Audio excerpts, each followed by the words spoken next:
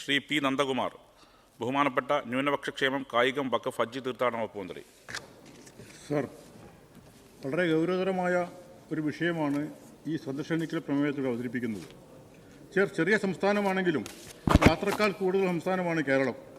മറ്റ് പല ഡിവിഷനുകളുമായി താരതമ്യം ചെയ്യുമ്പോൾ വരുമാനത്തിൻ്റെ കാര്യത്തിൽ മുന്നിട്ട് നിൽക്കുന്ന സംസ്ഥാനമാണ് കേരളവും കേരളത്തിലെ ഡിവിഷനുകളും. എന്നാൽ യാത്രക്കാരുടെ ദുരിതം അനുഭവിക്കുന്ന ഏറ്റവും പ്രധാനപ്പെട്ട സംസ്ഥാനവും കേരളം തന്നെയാണ്.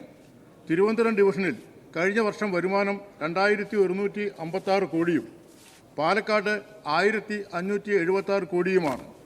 രണ്ട് ഡിവിഷനിലും കൂടി കഴിഞ്ഞ വർഷത്തെ വർധനവ് 224 കോടി രൂപയാണ്. സദേൺ റെയിൽവേയിലെ ഏറ്റവും വരുമാനമുള്ള 25 സ്റ്റേഷനുകളിൽ 11 കേരളത്തിലാണ്. വടക്കേ മലബാറിൽ നിന്നും തിരുവനന്തപുരത്തേക്ക് എത്തിച്ചേരാൻ സാധാരണക്കാർക്ക്, ക്യാൻസർ രോഗികൾക്കും ടിക്കറ്റ് പലപ്പോഴും ലഭിക്കാറില്ല. MLA-മാർക്ക് പോലും അർഹതപ്പെട്ട രീതിയിൽ ടിക്കറ്റ് ലഭിക്കാത്ത അവസ്ഥയുണ്ടായിട്ടുണ്ട്. ഷൊർണൂരിൽ നിന്നും വൈകിട്ട് 4 മണിക്ക് ശേഷം വടക്കോട്ട് 4 മണിക്കൂർ കഴിഞ്ഞാണ് സാധാരണ യാത്രക്കാർക്ക് യാത്ര ചെയ്യാനുള്ള വണ്ടിയുള്ളത്. അതിനിടയ്ക്ക് വരുന്ന ഒരു വണ്ടി പല പ്രധാനപ്പെട്ട സ്റ്റേഷനിലും സ്റ്റോപ്പില്ല എന്നതാണ്. തിരുവനന്തപുരം റെയിൽവേ സ്റ്റേഷൻ വികസനം സ്വപ്നം മാത്രമായി കിടക്കുകയാണ്. 5 പ്ലാറ്റ്ഫോമുകൾ മാത്രമുള്ള തിരുവനന്തപുരത്ത് വണ്ടികൾ പലപ്പോഴും പ്രവേശിക്കാൻ കഴിയാതെ തൊട്ടടുത്ത സ്റ്റേഷനുകൾ പിടിച്ചിടുകയാണ്. ഇതിൻ്റെ ഫലമായി തൊഴിലിടങ്ങളിൽ പലർക്കും എത്തിച്ചേരാൻ കഴിയുന്നില്ല. നേമം ടെർമിനൽ പ്രവർത്തനവും കൊച്ചുവേളി ടെർമിനൽ പ്രവർത്തനവും വേഗതയിൽ നടക്കുന്നില്ല. നാഗർകോവിൽ തിരുവനന്തപുരം ലൈൻ സിംഗിൾ ലൈനാണ്. വിഴിഞ്ഞം പോർട്ട് പൂർണ്ണതയിലേക്ക് വരുന്നതോടെ ചരക്ക് ഗതാഗതം വർദ്ധിക്കുന്നതിനാൽ ഗതാഗതക്കുരുക്ക് ഇനിയും വർദ്ധിക്കും. സർ, മറ്റൊരു പ്രധാനപ്പെട്ട സ്റ്റേഷനാണ് എറണാകുളം. ഏറ്റവും കൂടുതൽ ട്രെയിൻ കടന്നു പോകുന്ന ട്രാക്കാണ് എറണാകുളം. ഷൊർണൂർ എറണാകുളം 3ാം ട്രാക്ക് നിർമ്മാണം ഇപ്പോഴും സ്വപ്നം മാത്രമായി കിടക്കുന്നു. കൊച്ചിൻ ഹാർബർ ടെർമിനലും എറണാകുളം മാർഷലിംഗ് യാർഡും ഉപയോഗപ്പെടുത്തി വികസന സാധ്യത വർദ്ധിപ്പിക്കാൻ ശക്തമായ ഇടപെടലുകൾ വേണം. സർ, ഷൊർണൂർ 150ഓളം ഏക്കർ സ്ഥലം ഒഴിഞ്ഞു കിടക്കുകയാണ്. കോച്ചിംഗ് ടെർമിനലും ടെർമിനൽ ഓപ്പറേറ്റിംഗ് സെൻറ്ററും വേണമെന്ന് നിരന്തരമായി ആവശ്യപ്പെട്ടതാണ്. ഇപ്പോഴും അതിനെ സംബന്ധിച്ചിടത്തോളം യാതൊരു ഇടപെടലും നടക്കുന്നില്ല. അടിസ്ഥാന സൗകര്യങ്ങളുടെ വികസനം ശക്തിപ്പെടുത്തിയാൽ മാത്രമേ യാത്രാ സൗകര്യം കൂടുതൽ മെച്ചപ്പെടുത്താൻ കഴിയുള്ളൂ. സർ, സാധാരണക്കാരന് യാത്രാ സൗകര്യം വർദ്ധിപ്പിക്കാൻ മെമു ട്രെയിനുകളുടെ എണ്ണം വർദ്ധിപ്പിക്കണം. നിലവിലോടുന്ന ട്രെയിനുകളിൽ കോച്ചുകളുടെ എണ്ണം വർദ്ധിപ്പിക്കുന്നില്ല മാത്രമല്ല കോച്ചുകൾ വെട്ടിക്കുറയ്ക്കുകയാണ്. ഇത് ക്രൂരമായ നടപടിയാണ്. സർ, കേരളത്തിൻ്റെ ആവശ്യങ്ങളോട് കേന്ദ്രം ചിറ്റമ്മ നയമാണ് അനുവർത്തിക്കുന്നത്. സംസ്ഥാന സർക്കാർ ഈ വിഷയത്തിൽ ശക്തമായി ഇടപെടണം. ബന്ധപ്പെട്ട റെയിൽവേ അതോറിറ്റി ഉദ്യോഗസ്ഥന്മാരുടെ യോഗം വിളിച്ചു ചേർക്കണം. കേരളത്തിൻ്റെ ഈ പ്രശ്നം കേരളത്തിൻ്റെ പൊതുപ്രശ്നമായി ഈ യാത്രാ പ്രശ്നം ഉയർത്തിക്കൊണ്ടുവരാൻ നമ്മളെല്ലാം ശക്തമായി ഇടപെടണം. അതിനാവശ്യമായ നടപടി സ്വീകരിക്കാൻ ഈ പ്രമേയത്തിലൂടെ ഞാൻ സർക്കാരിനോട് ആവശ്യപ്പെടുകയാണ്. Yes, minister. സർ, ബഹുമാനപ്പെട്ട പൊന്നാനി അംഗം ഏറ്റവും പ്രാധാന്യമേറിയ ഒരു കാര്യമാണ് ബഹുമാനപ്പെട്ട സഭയുടെ മുന്നാകെ അവതരിപ്പിച്ചിട്ടുള്ളത്. സർ, കേരളത്തിലെ റെയിൽവേ വികസനവുമായി ബന്ധപ്പെട്ട്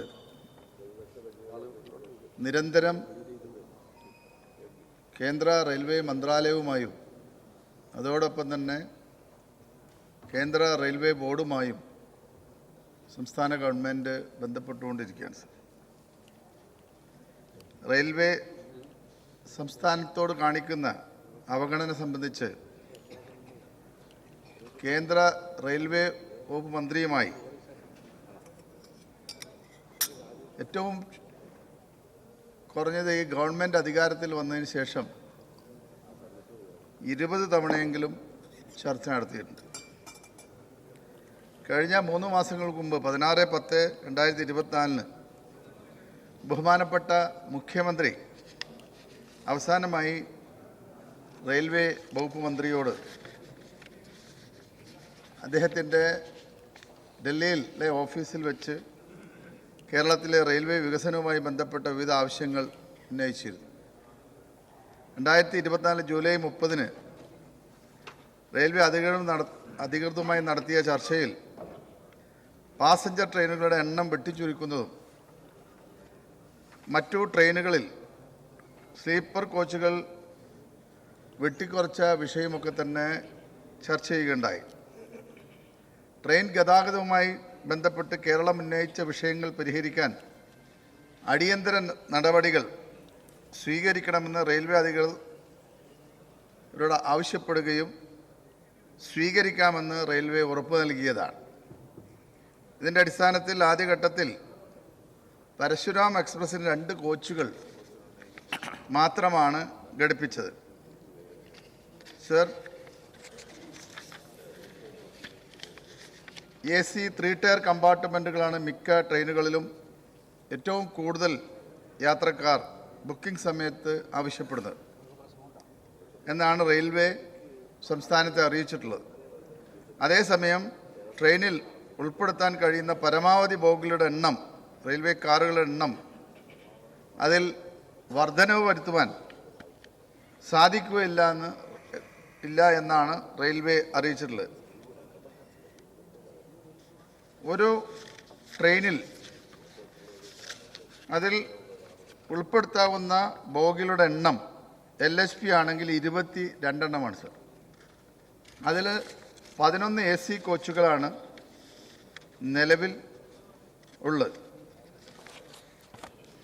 ഇതിൽ മറ്റൊരു കാര്യം, കോച്ചുകൾക്കപ്പുറം തന്നെ കേരളത്തിൽ കൂടുതൽ ട്രെയിനുകൾ അനുവദിക്കണമെങ്കിൽ, കൂടുതൽ മെമോ ട്രെയിനുകൾ ഓടണമെങ്കിൽ നിലവിൽ 3ഉം 4ഉം പാതയുടെ നിർമ്മാണം പൂർത്തീകരിക്കേണ്ടതുണ്ട്.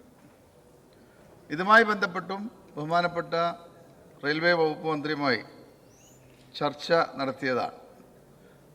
കേരള സർക്കാരിൻ്റെ സ്വന്തം ചെലവിൽ ഈ ട്രാക്കുകൾ നിർമ്മിക്കാൻ കഴിയുമെങ്കിൽ വേഗത്തിൽ നിർമ്മിക്കാമെന്നുള്ള ഒരു ഉപദേശമാണ് റെയിൽവേ നൽകിയത്.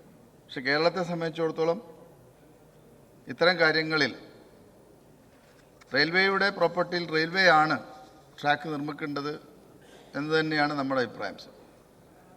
ഇതോടൊപ്പം തന്നെ ശബരി പാതയുമായി ബന്ധപ്പെട്ട് കേരളത്തിൽ ഏറ്റവും അധികം തീർത്ഥാടകർ വന്നു പോകുന്ന ശബരിമലയിലേക്കുള്ള റെയിൽവേ ലൈനുമായി ബന്ധപ്പെട്ടുള്ള ചർച്ചകൾ നടന്നുകൊണ്ടിരിക്കുക സർ. നിരവധി തവണ ഇതുമായി ബന്ധപ്പെട്ട ചർച്ചകൾ നടന്നു. എങ്കിലും റെയിൽവേ കൃത്യമായിട്ടുള്ള ഒരു നിലപാട് വ്യക്തമാക്കിയില്ല സർ. കേരളത്തിൻ്റെ അഭിപ്രായം ഈ കാര്യത്തിൽ റെയിൽവേ ശബരി റെയിൽ അങ്കമാലിയിൽ നിന്നും ആരംഭിക്കണം എന്നുള്ളത് തന്നെയാണ്. അപ്പോൾ ഇത്തരം കാര്യങ്ങളിലൊക്കെ തന്നെ നല്ല രീതിയിൽ നമ്മൾ റെയിൽവേയുമായി ബന്ധപ്പെട്ട് വരികയാണ് സർ. ഇതിൽ സാധാരണ ട്രെയിൻ യാത്രക്കാർക്ക് പ്രയാസം സൃഷ്ടിക്കുന്ന നിരവധി പ്രശ്നങ്ങളുണ്ട് സർ. അതാണ് ഞാൻ ആദ്യം സൂചിപ്പിച്ചത്. 22 കോച്ചുകളിൽ 11 കോച്ചുകൾ AC കോച്ചുകളാണ്. അപ്പോൾ ഇതെല്ലാം തന്നെ യാത്രക്കാർക്ക് പ്രശ്നങ്ങൾ ഉണ്ടാക്കുന്നു എന്ന കാര്യം നമുക്കൊക്കെ തന്നെ അറിയാം. അപ്പോൾ ഇതിൽ തന്നെ തത്കാലും പ്രീമിയം തൽക്കാലുമായി യഥാർത്ഥ നിരക്കിനേക്കാൾ വളരെ കൂടിയ നിരക്കാണ് ഇപ്പോൾ റെയിൽവേ ഏർപ്പെടുത്തിയിട്ടുള്ളത്. അതിൽ യാത്രക്കാർക്ക് വലിയ തോതിൽ ഈ യാത്രയ്ക്ക് വേണ്ടി പണം മുടക്കേണ്ട അവസ്ഥയാണ് സംജാതമായിട്ടുള്ളത്. കേരളത്തിലെ റെയിൽ യാത്രക്കാർ നേരിടുന്ന ഇത്തരം പ്രശ്നങ്ങളെല്ലാം തന്നെ റെയിൽവേ മന്ത്രാലയത്തിൻ്റെ ഈ ശ്രദ്ധയിലും റെയിൽവേ ബോർഡ്, റെയിൽവേയുടെ ഉന്നത ഉദ്യോഗസ്ഥർ ഇവിടെയൊക്കെ തന്നെ ശ്രദ്ധയിൽ നിരന്തരം എടുത്തിക്കൊണ്ടിരിക്കുകയാണ്. അത് ഇനിയും ആ കാര്യത്തിൽ അവരുടെ ശ്രദ്ധ പതിപ്പിക്കുമെന്നാണ് ബഹുമാനപ്പെട്ട അംഗത്തിൻ്റെ ഈ ശ്രദ്ധ ക്ഷണിക്കുമായി ബന്ധപ്പെട്ട് പറയാൻ. ക്വസ്റ്റ്യൻ ഇതിൽ ഈ പൊതുവിഷയത്തോടൊപ്പം തന്നെ അടിയന്തരമായി യാത്രാക്ലേശം പരിഹരിക്കുന്നതുമായി ഇടക്കാലത്ത് തന്നെ ചെയ്യാൻ കഴിയുന്ന ചില കാര്യങ്ങളുണ്ട് ഈ റെയിൽവേ 2 ഡിവിഷനകത്ത്. അതിന് ഈ മേഖലക്കകത്തുള്ള റെയിൽവേ ഉദ്യോഗസ്ഥന്മാരുടെ അത്തരം വിഷയം മാത്രം വെച്ചുകൊണ്ട് ഒരു ചർച്ച ചെയ്യുന്നതിനുണ്ട്. ഇപ്പോൾ മെമു വണ്ടി ഓടിക്കുക തുടങ്ങിയിട്ടുള്ള നിരവധി ചെറിയ ചെറിയ കാര്യങ്ങളുണ്ട്. അതൊക്കെ തന്നെ നിർവഹിക്കാൻ ഇവർക്ക് കഴിയും. അപ്പോൾ സാധാരണക്കാരൻ്റെ യാത്രാക്ലേശം പരിഹരിക്കാൻ ആവശ്യമായ ഇടപെടൽ അടിയന്തരമായി നടത്തുമോ? Yes minister. സർ, ആ കാര്യമാണ് ഞാൻ നേരത്തെ സൂചിപ്പിച്ചത്. പ്രത്യേക സീസണുകൾ വരുന്ന സമയത്ത്, ഇപ്പോൾ ക്രിസ്മസ് ആയാലും ഓണമായാലും വിഷു ആയാലും ഈദ് സമയങ്ങളിലായാലൊക്കെ തന്നെ, ന്യൂ ഇയർ തുടങ്ങിയ സമയങ്ങളിലൊക്കെ തന്നെ കൂടുതൽ സ്പെഷ്യൽ ട്രെയിനുകൾ ഓടിക്കണമെന്ന് നിരന്തരമായി നമ്മൾ ആവശ്യപ്പെടുകയാണ് സർ. ഈ സമയങ്ങളിലൊക്കെ തന്നെ സാധാരണ യാത്രക്കാരുടെ ബാഹുല്യം കാരണം ടിക്കറ്റ് ലഭ്യമാക്കാത്ത കാര്യം വരെ നമ്മൾ സംസാരിച്ചു കഴിഞ്ഞാണ് സർ. അപ്പോൾ സംസ്ഥാന സർക്കാർ സീസൺ സമയങ്ങളിൽ പ്രത്യേക ഒരു കലണ്ടർ തയ്യാറാക്കി റെയിൽവേക്ക് സമർപ്പിക്കുകയുണ്ടായി. ഇത് പ്രകാരം സ്പെഷ്യൽ ട്രെയിനുകൾ അതിൻ്റെ സർവീസുകൾ നടത്താൻ അത് സംബന്ധിച്ച് മുൻകൂട്ടി അറിയിപ്പുകൾ നൽകാനും കഴിഞ്ഞ യോഗത്തിൽ തീരുമാനമായിട്ടുണ്ടായിരുന്നു സർ. സവിശേഷ ദിവസങ്ങളിലും തിരക്ക് അധികമാകുന്ന അവധി ദിവസങ്ങളിലും ഈ ഷെഡ്യൂളിൽ ഉൾപ്പെടുത്തി 27/7/2024 ആ ഒരു കലണ്ടർ റെയിൽവേക്ക് നൽകിയിട്ടുള്ളത്. ഈ തിരക്ക് കൂടുന്ന അവസരങ്ങളിൽ ചെന്നൈ, ബാംഗ്ലൂർ, ഹൈദരാബാദ്, മുംബൈ, ഡൽഹി തുടങ്ങിയ നഗരങ്ങളിൽ നിന്നും പ്രത്യേക ട്രെയിനുകൾ കേരളത്തിലെ വിവിധ സ്ഥലങ്ങളിലേക്ക് സ്പെഷ്യൽ തീവണ്ടികളായി ആരംഭിക്കണമെന്നും നമ്മൾ ആവശ്യപ്പെടുകയുണ്ടായി. ഇതിന് റെയിൽവേ അധികാരിയിൽ നിന്നും അനുകൂലമായ ഒരു മറുപടിയാണ് ലഭിച്ചത്. ഓണം, നവരാത്രി, ശബരിമല തീർത്ഥാടന കാലം എന്നീ സമയങ്ങളിൽ ചെന്നൈ, ബാംഗ്ലൂർ, ഹൈദരാബാദ് നഗരങ്ങളിൽ നിന്നും കൂടുതൽ സ്പെഷ്യൽ ട്രെയിനുകൾ അനുവദിക്കുകയുണ്ടായി.